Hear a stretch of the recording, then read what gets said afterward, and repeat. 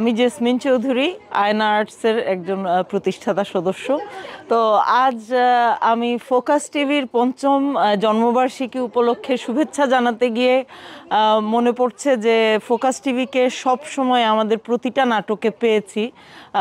OS ভাই উপস্থিত ছিলেন, আমাদের নাটকের যে বার্তা সেটা কমিউনিটির কাছে তিনি পৌঁছে দেওয়ার সবসময় চেষ্টা করেছেন।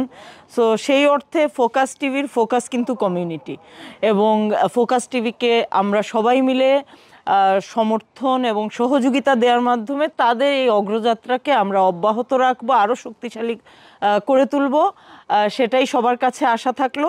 আর ফোকাস টিভির কাছে আশা থাকলো যে আমাদের পাশে এভাবে থাকবেন, আমরা সবাই মিলে কাজ করে আমাদের কমিউনিটিকে আরও অনেক সমৃদ্ধশালী এবং শক্তিমান করে গড়ে তুলব।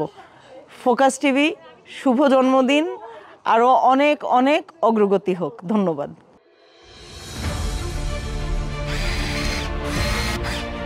আলোতে থাকুন, ফোকাসে থাকুন, হাত রাখুন প্রজন্মের হাতে।